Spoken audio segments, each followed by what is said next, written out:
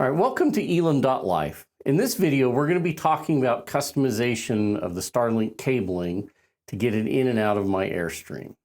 We're not going to go into a whole lot of detail about the first use of our new Starlink, as there's so many other videos on the internet that do the same thing.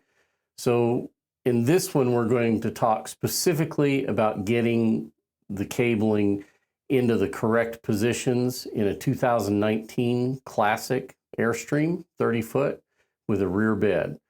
The rear bed means that it has a front couch, and that makes it really easy. So we've already done quite a few modifications to this trailer. Number one being that we pulled the batteries out of the battery box in the front, and we went to lithium, which now reside underneath the front couch. The cabling access that we're going to follow is the old battery path. There's an access hole on the bottom side of the Airstream right up front underneath the couch, and with easy access to the battery box.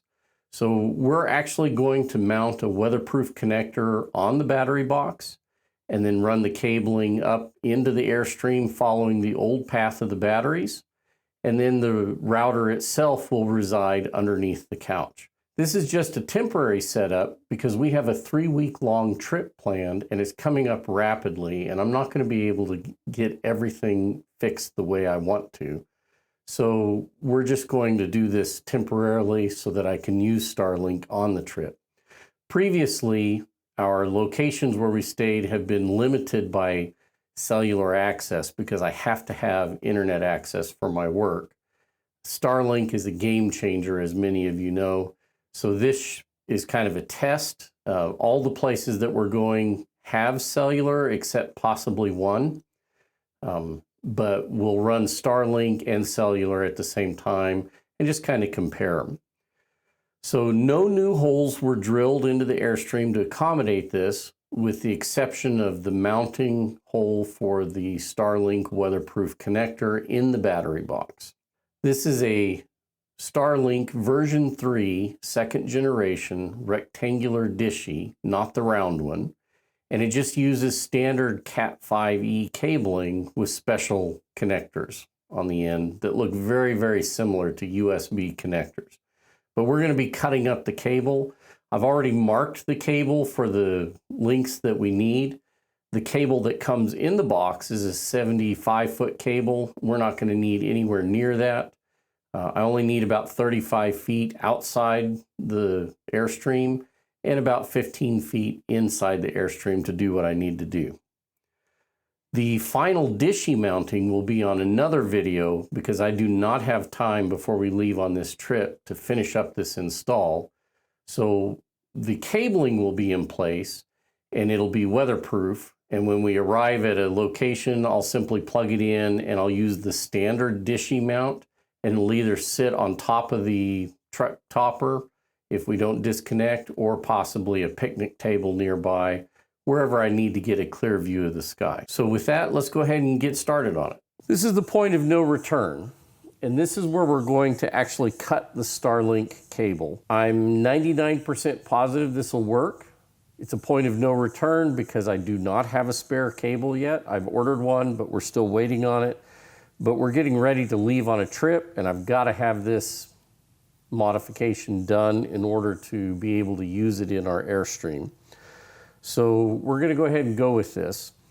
These are things that I have on hand. They are not the cheapest, but they are reliable and high quality. The connector setup that I've got came from Elcom. I'll have the part numbers listed down below. Although you should know that the standard that you see uses a fairly inexpensive connector made in China. I don't too particularly like that connector because even though it advertises as shielded and everybody seems to think that it's adequate, when I look at the connector in the back, it doesn't appear that it is a shielded connector. Now, they may be making the shield connection differently, but I'm just not satisfied with that. And I don't have one, but I do have this in stock. These are not cheap. These are relatively expensive. If you buy in small quantities, you're looking at about $100 for the entire set. The Amazon one can be obtained for about $25. This is what we're going to use. I'm also labeling it with some heat shrink tubing for the Starlink T568 because I typically use T568A in most of my connectors. I want this to be as close to a typical standard that I see on Starlink hacks, and I don't want to make the mistake of having the wrong polarity on the PoE. So we're going to label them specifically with the Starlink T68B rather than the T68A. So let's go ahead and start. Point of no return. It has been cut. Now, this section that we're going to be using is the section that goes to the dish. I've measured out 30 feet.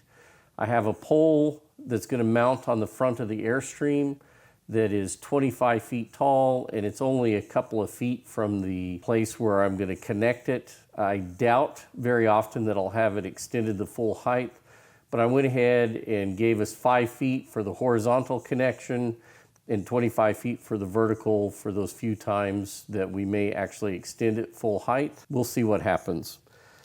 So let's go ahead and make the connector. The connector that comes with the weather shielding does not have a drain wire connection. It's designed to just clamp down on the shielding. We don't typically like that.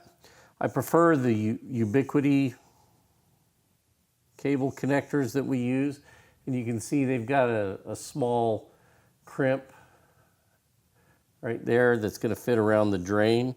That makes for a much more secure connection on the ground, so we're going to swap that connector out and use that. We're going to be connecting it with the T568B. I actually prefer the T568A, and in everything else we wire, we use the T568A standard.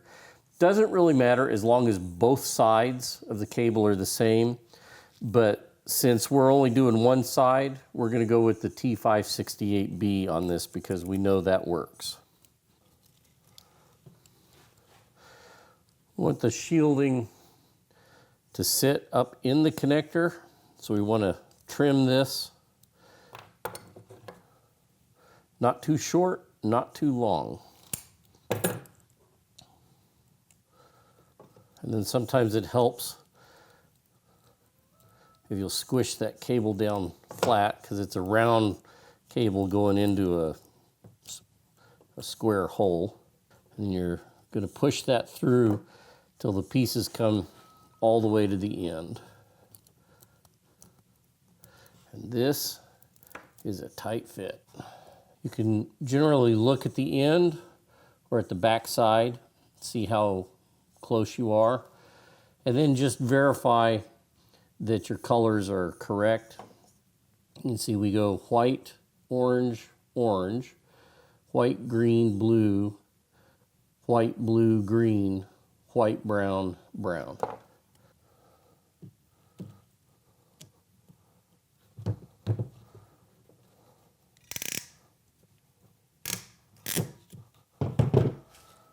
And sometimes, this is a thicker drain than normal, but I think we'll be able to get it in.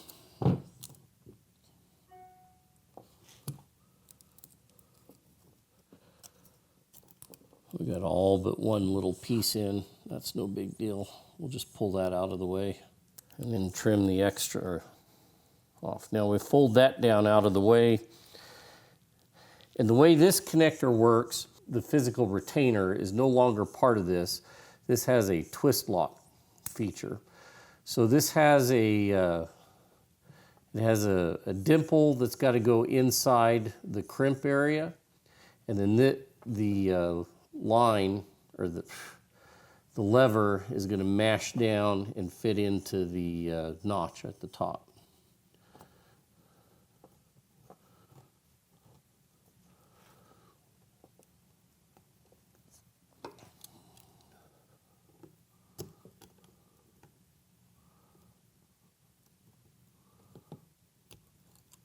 goes. Then this part will simply screw in. And then you got to make sure the rubber bushing is in there. This is what's going to give it its watertight. Screw the strain relief on.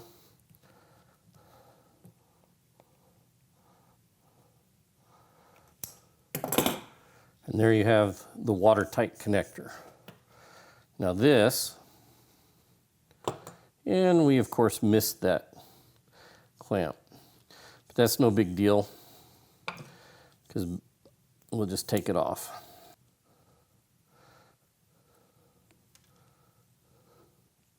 There is a rubber gasket that fits down in there. I don't know if you can see that, but that's what gives it its water tightness. Plug it together and it just snaps. Now you have a watertight connection. This mounts on the bulkhead. We're probably going to put that on the battery box. And then we have the rest of the cable that's going to go inside, being fed up through the typical holes on the bottom of the trailer with another RJ45 connector on that. So next we'll go to the trailer and feed that down through. So the plan is to have the Starlink connected either on this side or on the other side. They've made this box bigger for the Group 27 batteries in the Classic. And of course I've emptied the box. The batteries are now inside. So I think what we're going to do is we're going to put the plug over right beside that access hole on that side. We'll feed it from this hole coming out where all the other cables do right here. And then we're going to tie it to the back lower than what the hole is over on that side. That should give us a drip loop. And we'll just have to be careful as we remove chocks.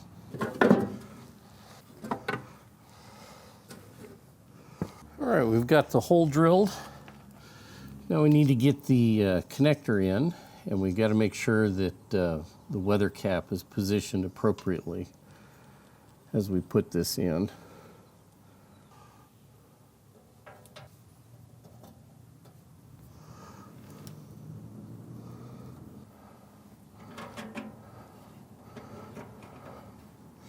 There it is, the weather cap dangling. And then the weather cap will just simply fit. It's a press fit. Okay, the connector has a dot, and that part has an arrow, and you simply line them up. There we go. And there it is, weather-tight connector.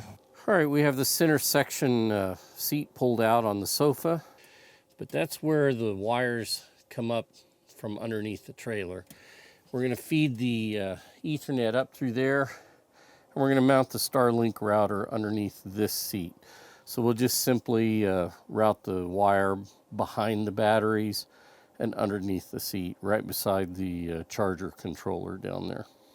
All right, so there's the cable, and we have that coming out here, and it's just sitting up on the truck. It's kind of hard to see with the sun there. We've put the Starlink inside the protector there just to kind of help protect the cable. This is the corner that I'm kind of concerned about catching on things, so I have to be really careful. And we will come back and actually fasten that wire to the back wall there. On the inside, we have the wires coming through there, and basically we're just letting the Starlink sit on the ground right now. This is a temporary setup just to get us for this trip. This is not the permanent configuration. We'll have a part 2 when we get to the permanent, but this is what's going to be running for this trip, and we'll just tuck that in underneath there. While the footage of the install was shot before the trip, this video is being produced after the trip, so I can actually report to you that everything worked as planned and actually worked pretty well. While on the trip, Starlink announced that they were releasing an RV account. I can convert my regular account to an RV, but I chose not to because the RV has the lowest priority of all the accounts.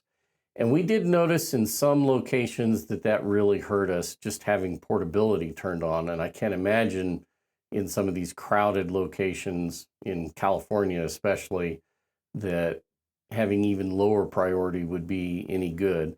Although most of the time it worked pretty good. We had speeds ranging for the most part from 45 to 65 megabits per second, occasionally down to 25 megabits per second. And at one point outside of Zion, even during prime usage time, we saw speeds that were approaching 100 megabits per second. They may have actually been faster than that. I don't know, because we currently use a Peplink Max BR1 Mini hardware version 1, and it has a throughput of only 100 megabits, and we were seeing 100 megabits. So the dishy speed may have actually been quite a bit faster. In all cases but one, the Starlink dish exceeded the expectations and exceeded our cellular connections. The cellular connections were an AT&T 4G LTE through the Peplink, and then also our cell phones connect as hotspots, and that's a Verizon 5G or 4G LTE depending upon the location. If we were in an area where I had Verizon 5G, the dishy couldn't even compete with that. That was excessive speed. The advantage to the dishy is that it allows far more data throughput total, and the Verizon starts to throttle you after a pretty quick amount. The Starlink was more than adequate for all of our needs. In one location, we were down to about 5 megabits per second. AT&T at that time was running about 25 megabits per second. This was in the Valley of the Gods. And I was actually quite surprised that AT&T worked there. But the Starlink was adequate. During prime time, it was down around 5 megabits per second for a few hours, and then it went up to about 20, 25 megabits. And all of those speeds were better than what we needed to do what we wanted to do. So that pretty much wraps it up for this video. In the next video, we're going to detail the installation of the mounting pole for dishy itself. I'll see you there.